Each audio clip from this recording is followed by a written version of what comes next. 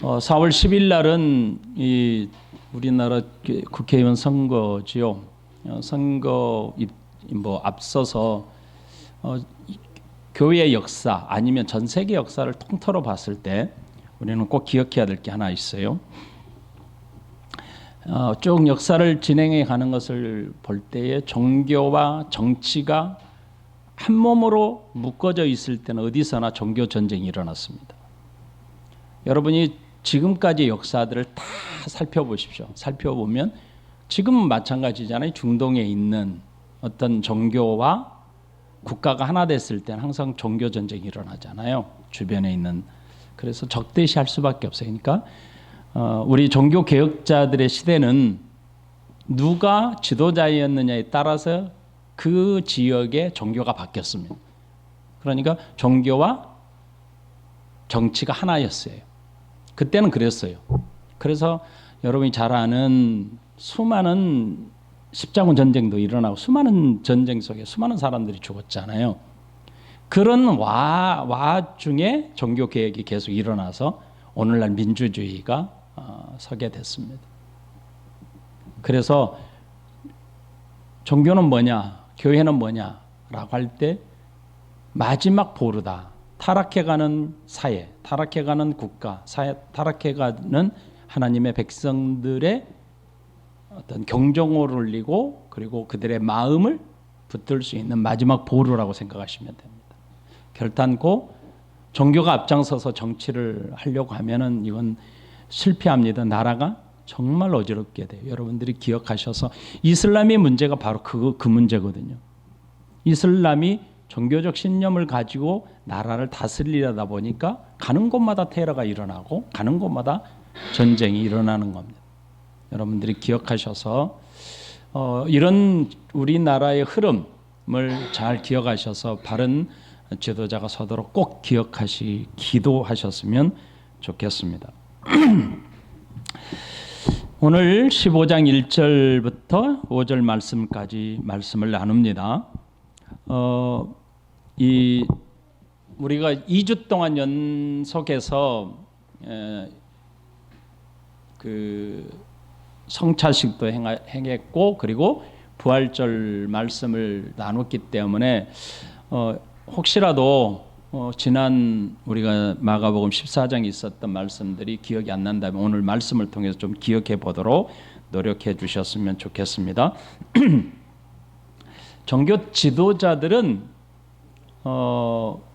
예수님을 사형에 해당된다는 죄목을 먼저 걸었죠. 그리고 사형 언도를 내렸어요. 그들이 판결한 사형에 대한 죄목은 다른 게 아닙니다. 신성모독죄죠. 신성모독죄. 하나님을 모독했다. 자칭 하나님의 아들이라고 했으니까, 신의 아들이라고 했으니까 이것은 신성모독이다. 왜냐하면 유대인들은 지금까지도 유일신, 하나님은 한 분이다라는 사상에 붙들려 있습니다. 그러니까 삼일체 하나님을 인정할 수 없는 거죠. 그래서 예수님이 하나님으로서 이 땅에 오셨다. 인자라는 뜻은 다니엘 7장에 있는 말씀처럼 신적인 존재가 이 땅에 오셨다라는 의미가 강조된 건데 이렇게 말씀을 외치자 저들은 예수님을 신성모독죄로 사형을 언도한 것이죠. 예수님은 그런 공회 앞에서 아주 당당하게 하나님의 아들 그리스도이심을 분명하게 그리고 정확하게 선포하셨습니다. 여기서 그치지 않았잖아요. 예수님은 더 나아가서 내가 부활해서 승천할 것이고 그리고 장차 심판주로 재림하게 될 것이다. 그때는 영광과 능력의 심판이 있을 것이다 라고 말했습니다. 그러자 예수님에게 온갖 조롱을 하기 시작했죠. 예수님의 얼굴에 침을 뱉기 시작했고 어떤 이는 얼굴에 주먹으로 얼굴을 때리기도 했고 얼굴을 가리고 우리가 누군지 맞춰봐라 라고 조롱까지 했습니다. 이건 조롱을 넘어서 희롱까지 한 거죠. 그러자 하인들까지 나서요. 그래서 하인들도 몽둥이를 들고 예수님을 때렸습니다. 이렇게 온갖 조롱과 멸시를 당하신 예수님은 로마 법정으로 끌려가게 됩니다. 그 이유는 종교 재판에서 비록 사형 언도를 받았다 할지라도 그 사형 집행의 권한은 공회에 있지 않았고 로마 정부에 있었습니다. 왜냐하면 지금 유대는 로마 속국이었기 때문입니다. 로마가 지배하고 있었죠. 그래서 사형 집행의 권한 때문에 로마 정부에 법정으로 끌려가게 됩니다. 그래서 1절 말씀이 그것이죠. 새벽에 대제사장들이 즉시 장로들과 서기관들 곧 온 공회와 더불어 의논하고 예수를 결박하여 끌고 가서 빌라도에게 넘겨주더라. 오늘부터 시작되는 이 말씀은 사복음서가 다 부분별로 강조점이 달라요. 그래서 사복음서마다 강조하는 내용들이 다 달라서 이게 시간 순서대로 안 되어 있어요. 그래서 제가 오늘부터 사복음서의 시간순 그리고 중요한 내용들을 전부 하나로 통합해서 한 큰 그림을 그려드릴 테니까 조각조각 나 있는 사복음서의 내용을 하나의 그림으로 맞춰드리는 작업을 진행을 할 겁니다. 그러니까 여러분들이 잘 따라오셔서 예수님의 마지막 이 십자가의 여정을 잘 정리했으면 좋겠습니다. 종교 지도자들은 공회가 있었죠. 그 공회에 소속한 사람들이 이 공회가 이름하여 산헤드린 공회 이렇게 부르죠. 이 산헤드린 공회의 동의를 받았습니다. 종교 지도자들은. 그리고 예수님을 사형에 해당한다라는 제목으로 사형을 판결합니다.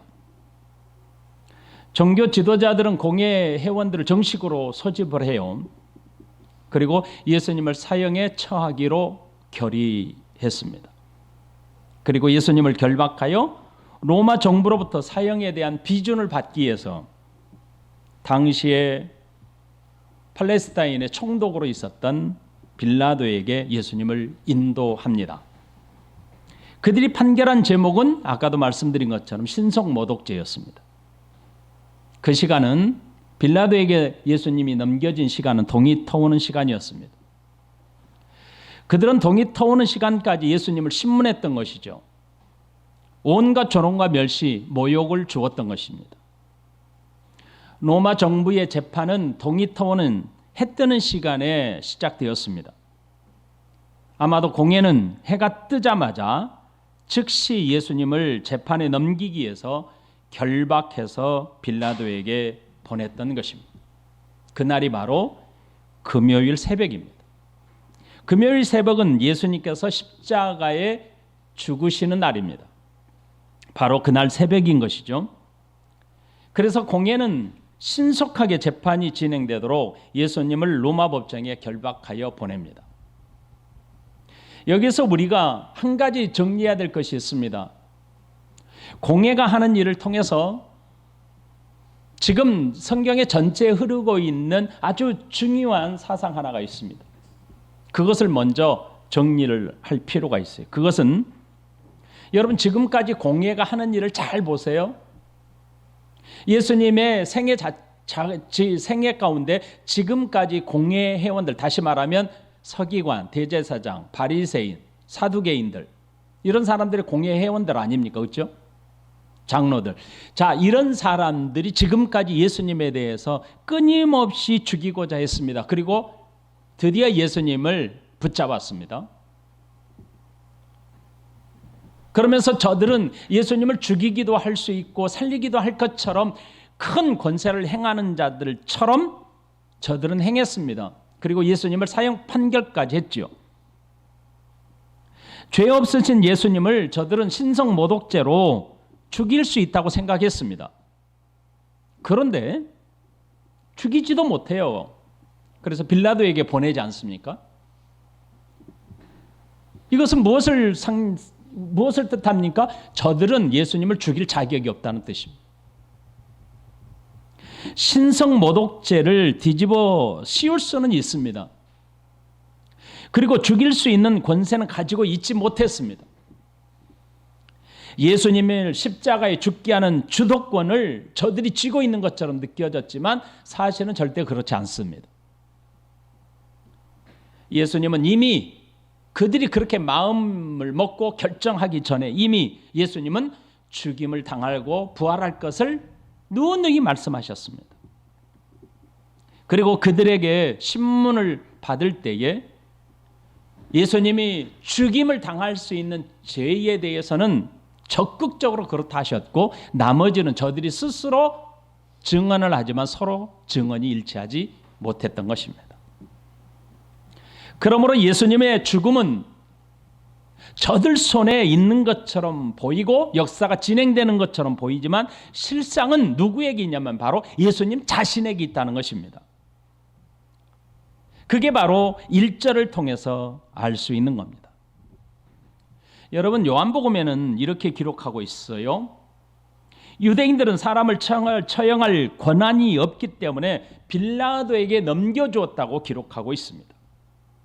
권한이 없는 자들 앞에서 잠잠하신 예수님은 왜 그렇게 하셨냐고 기록하고 있냐면 성경의 말씀을 성취하기 위함이다, 이렇게 기록해 주고 있어요. 요한복음 18장 31절 32절. 빌라도가 이르되 너희가 그를 데려다가 너희 법대로 재판하라.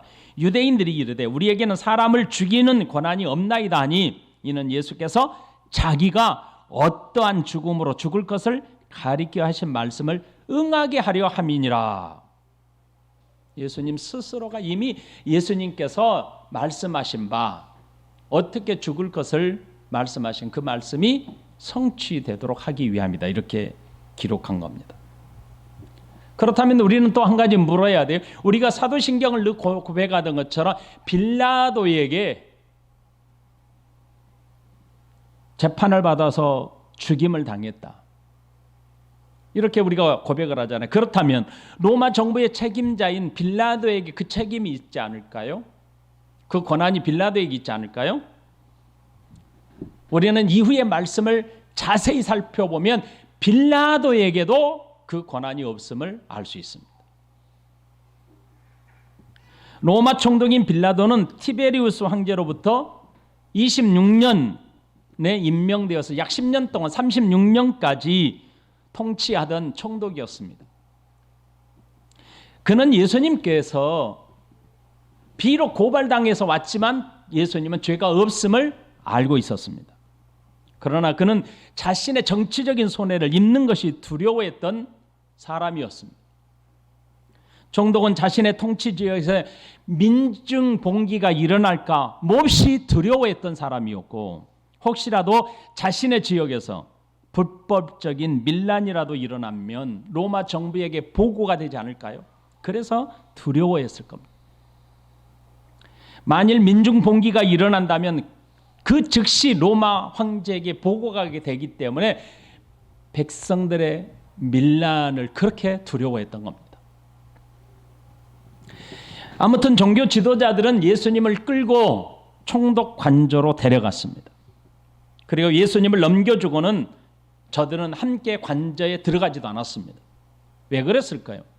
당시 종교 지도자들은 자칭 자신들은 이방인들과 죄인들과 구별되어 있는 사람으로, 자신들은 거룩하고 사람들로부터 존경받는 사람으로 스스로 여기고 있었던 역사를 가지고 있습니다.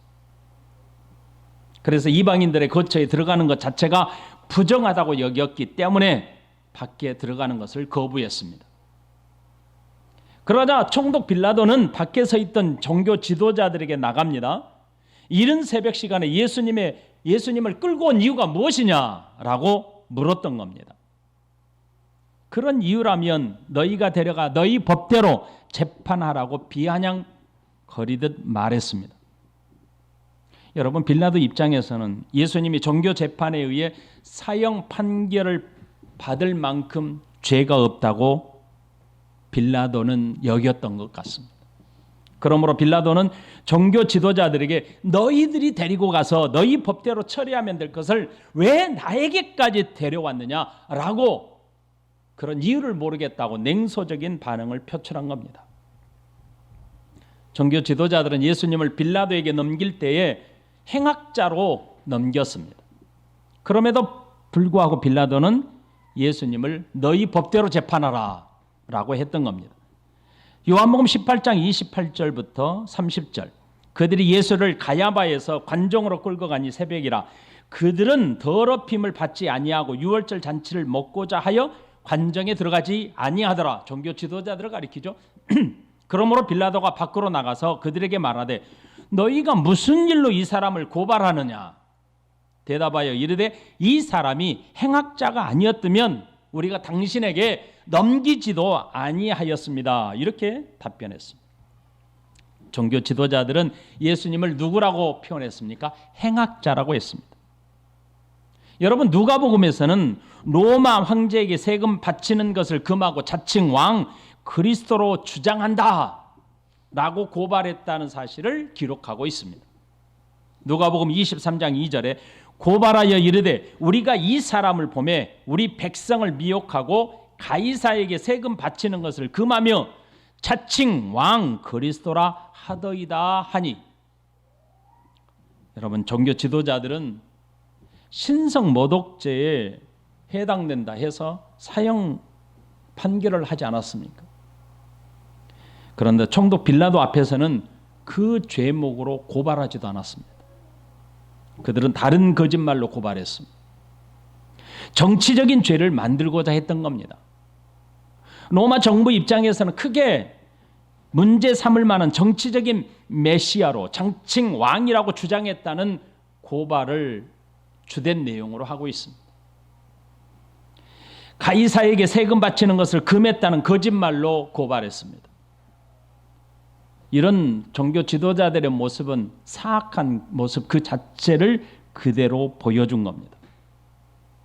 그들은 자신들의 종교적인 이유로 사형을 판결한 것은 로마 정부의 입장에서 중요하지 않다는 것을 스스로 지금 인정하고 알고 있었던 겁니다.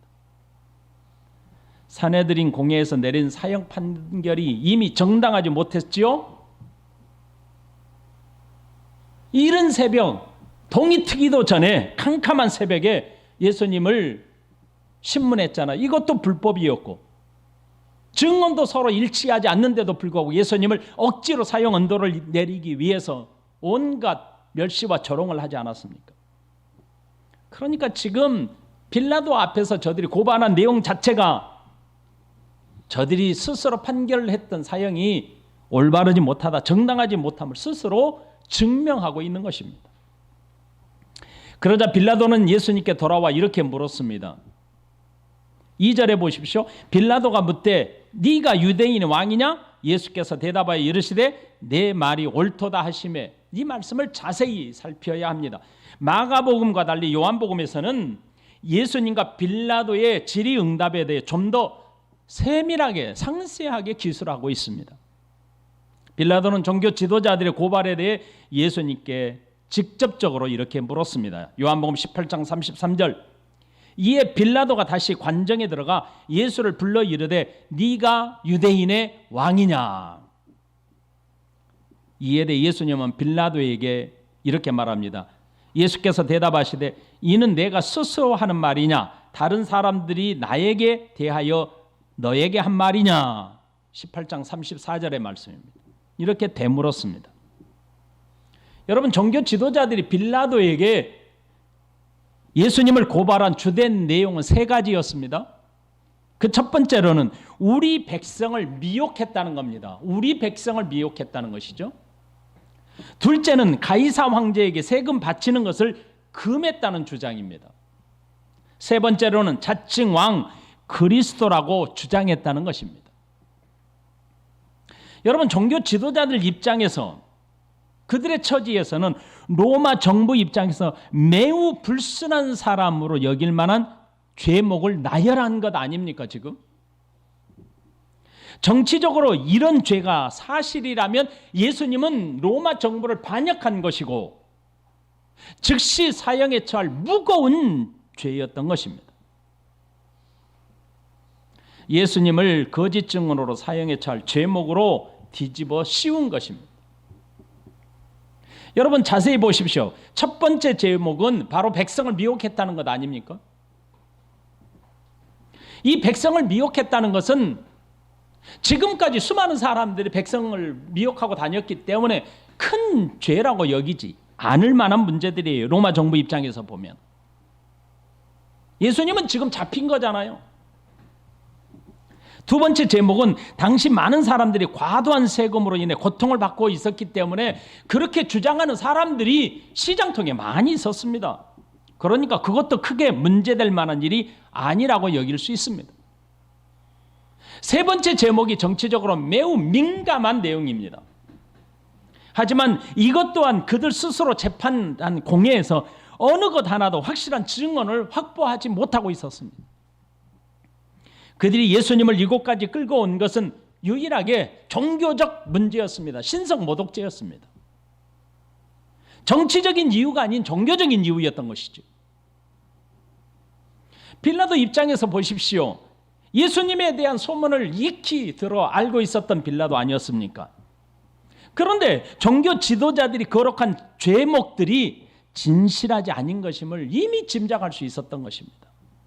더구나 로마 정부에 대한 반역을 일으키고자 했다면 이토록 연약한 모습으로 어찌 홀로 투쟁할 수 있었겠습니까?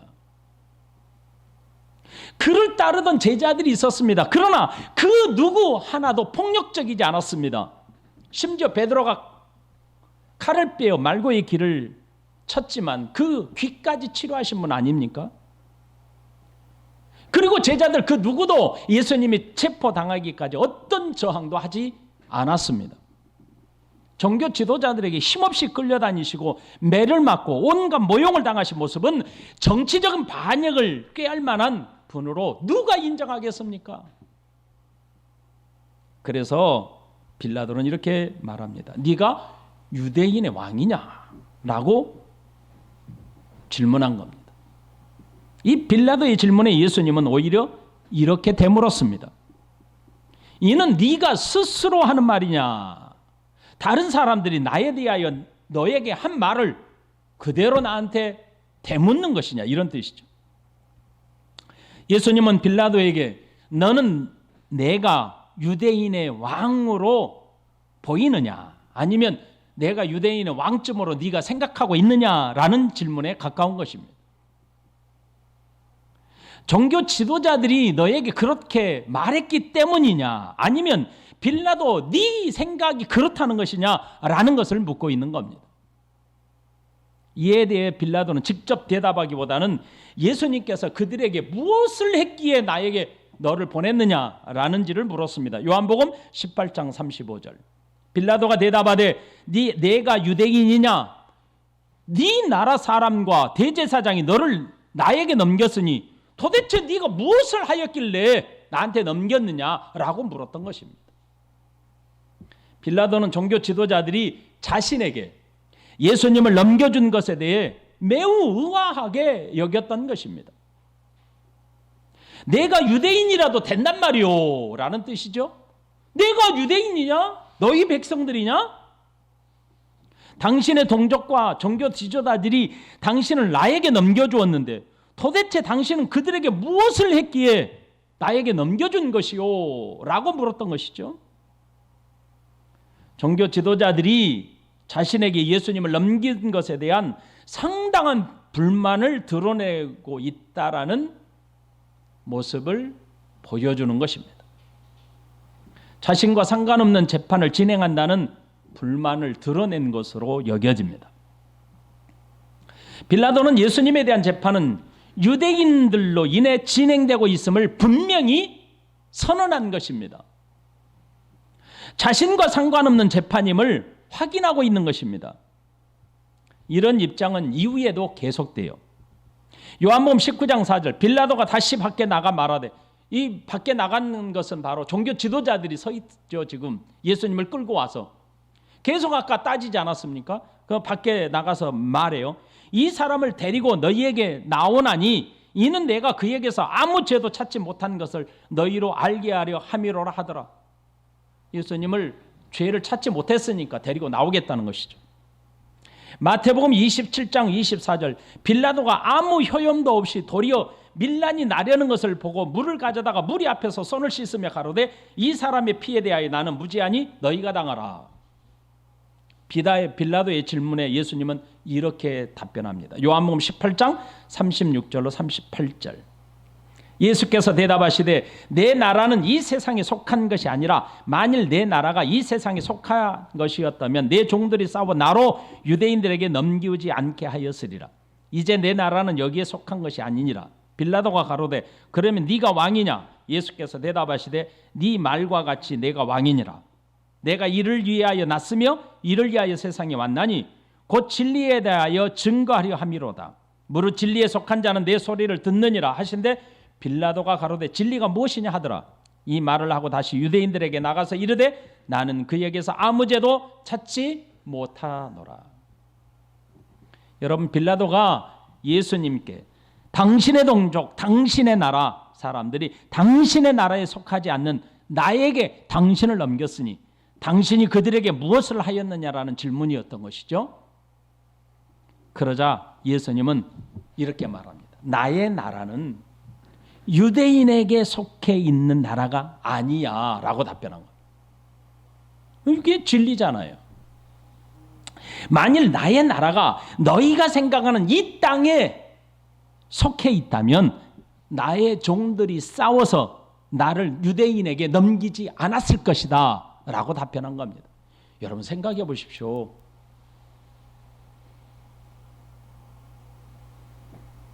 주일날 예루살렘 입성할 때 얼마나 많은 사람들이 예수님을 추종했습니까? 그게 무서워서 예수님이 지도자로 딱 서서 왕으로 선언했다면 놀랄 일이 벌어졌던 것이죠. 그러니까 예수님의 말씀이 빌라도에게 딱 들어맞는 것이죠. 이 나라에 속해 있다면 내 종들이 싸워서 그들에게 넘겨줬겠느냐? 한 상식적으로 생각해 보라는 것이죠. 그러자 빌라도가 묻기를 그러면 네가 왕이냐? 네가 왕이 아니냐? 라고 물었습니다. 예수님은 빌라도에게 네가 나를 왕이라고 말한 것과 같이 나는 왕이니라. 나는 이를 위하여 세상에 왔다 라고 말씀하셨습니다. 예수님은 세상의 왕으로 오셨지만 세상에 속한 것이 아니라고 하셨습니다. 예수님의 답변은 분명했습니다.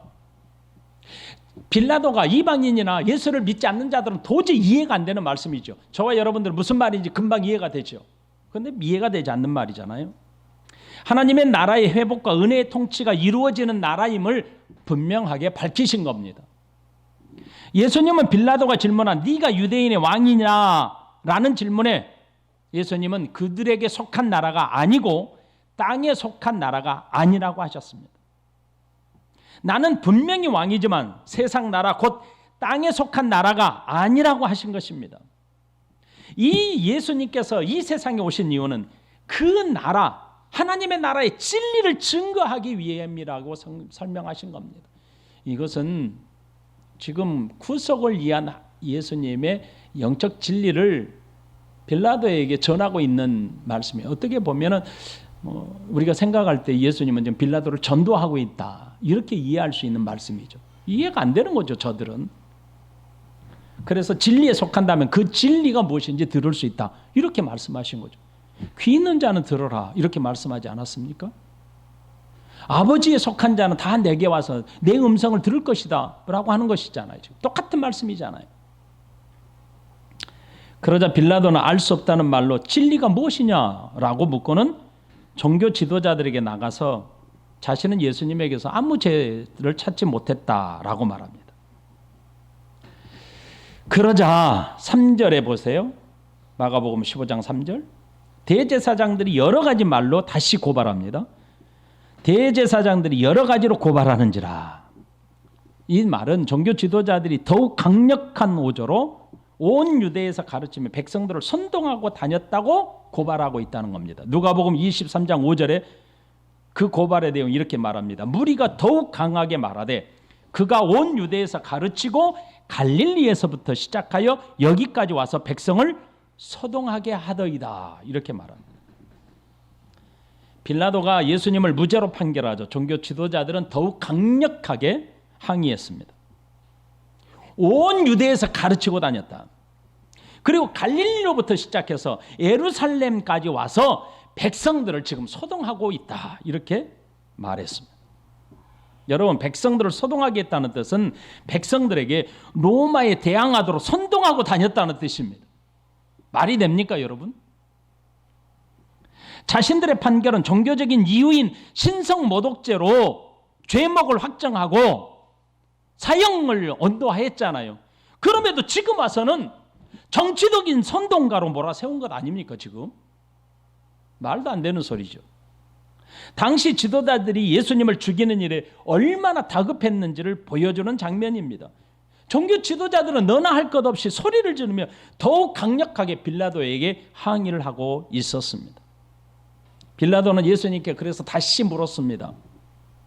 종교 지도자들의 항의를 어떻게 생각하느냐 의미로 물었지만 예수님은 아무 대답도 하지 않았습니다. 15장 4절부터 5절. 빌라도가 또 물어 이르되 아무 대답이 없느냐? 그들이 얼마나 많은 것으로 너를 고발하는가 보라 하되 5절에 예수께서 아무 말씀도 대답하지 아니하시니 빌라도가 놀랍게 여기더라. 사실 종교 지도자들의 고발은 빌라도의 입장에서는 관심을 가질 만한 것들이 아니었습니다. 종교 지도자들도 여러 가지로 고발했지만 별로 확실한 증거를 확보하고 있지 않았습니까? 그저 빌라도에게 사형 판결에 대한 확정을 촉구하고 있는 것이 분명해 보입니다. 그들의 주장은 예수님이 하나님의 아들 그리스도로 주장했다는 것을 반복하여 강조했을 것입니다.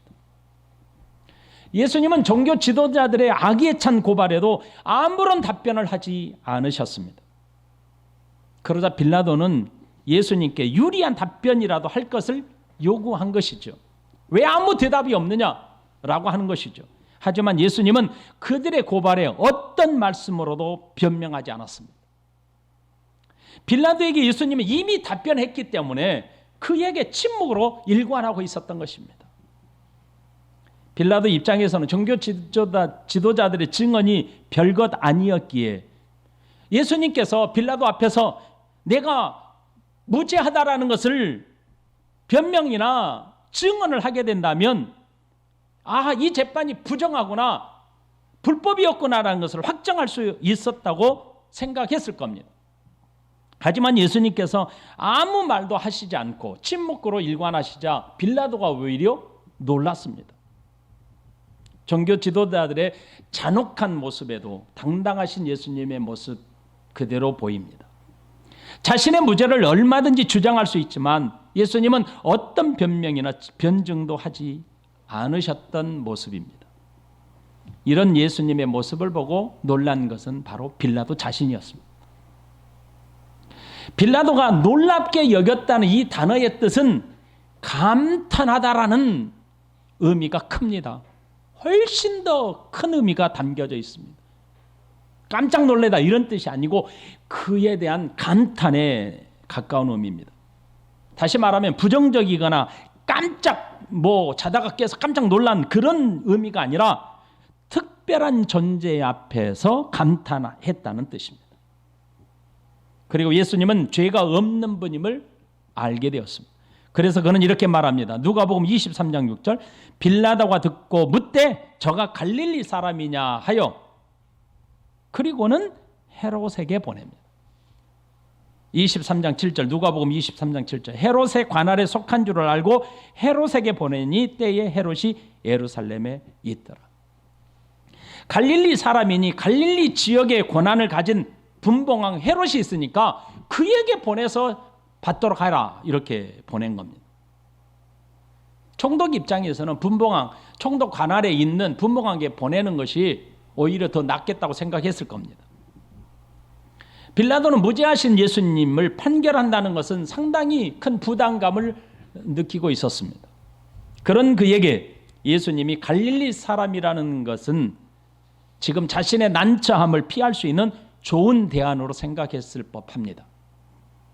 당시 유대 지역을 총독 빌라도가 통치하고 있었고 갈릴리 지역은 분봉왕으로 헤롯 안티파스라는 사람이 분봉왕으로 있었습니다. 그래서 헤롯은 갈릴리에서 유월절 절기를 지키기 위한 그래서 아마 행사를 위해서 예루살렘에 와 있었던 것으로 보입니다. 빌라도는 헤롯에게 예수님을 보냈습니다. 오늘 말씀은 여기까지입니다. 한 가지 우리가 오늘 결론적으로 이 말씀을 통해서 우리가 묵상해 볼 말씀이 있습니다. 다음 주에 이어질 말씀이 다 예수님의 이 십자가의 여정, 지금 복잡한 이 마지막 판결 어떻게 진행되고 있느냐, 이것을 다음 주에 연이어서 계속 진행을 할 겁니다. 오늘 말씀을 통해서 한 가지만 생각해 봅시다. 예수님의 십자가의 사건의 주도권이 누구에게 있었다고요? 예수님께 있었다고요. 종교 지도자들은 빌라도는 다시 헤롯에게 보내지죠. 지금 분명 사형 판결은 종교 지도자들이 내렸습니다. 하지만 사형 판결을 그 누구도 내리지 못했습니다. 사형 집행의 권한을 가진 로마 총독 빌라도는 예수님이 무죄하다라는 것을 종교 지도자들 앞에서 선언했습니다. 이미. 그리고 다시 예수님을 헤롯에게 보내졌습니다. 여기까지만 보더라도 그들에게는 예수님을 십자가에 처형할 권한 자체가 없습니다. 그런데도 예수님은 죽기 위해 어떤 변명도 변론이나 변증도 하지 않았습니다. 살기 위해 침묵한 게 아니고 예수님은 십자가에 죽기 위해 침묵하신 겁니다. 이게 바로 도살장으로 끌려가는 어린 양의 모습이었습니다. 이는 십자가의 길의 여정은 사람들에게 있음이 아니고 권력자에게 있음이 아니고 종교 지도자들에게 있음이 아니고 예수님 자신에게 주도권이 있다는 것을 보여주는 겁니다. 예수님은 우리를 위하여 나를 위해 십자가에 죽으셨습니다. 나의 죄를 구속하시고 하나님의 자녀로 나를 부르시기에 십자가의 길을 묵묵하게 걸어가신 겁니다. 그것도 침묵하심으로 어떤 변명이나 변증 없이 그 길을 오로지 감당하신 겁니다. 예수님의 침묵은 십자가의 길이 예수님 자신에게 있다는 것을 증거해 주고 있는 겁니다. 예수님께서 침묵하시면 힘이 없어서일까요? 예수님이 실제로 저들이 걸었던 죄에 합당해서 그랬을까요? 아닙니다. 예수님의 침묵하심이 힘이 없어서가 아닙니다. 예수님이 죽을 죄를 지었기 때문이 아닙니다. 예수님께서 이렇게 하심은 마가복음 10장 45절에 이미 예수님이 스스로 말씀하셨습니다. 마가복음 10장 45절, 인자가 온 것은 섬김을 받으려 함이 아니라 도리어 섬기려 하고 자기 목숨을 많은 사람의 대속물로 주려 함이니라. 예수님은 이미 그렇게 가기로 삼위 하나님이 서로 약속하신 겁니다.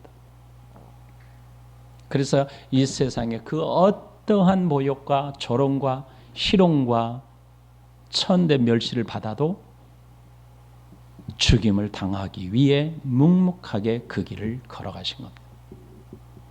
십자가는 예수님이 주도하신 겁니다. 왜요? 저와 여러분들을 위해서. 찬송 같이 하십시다.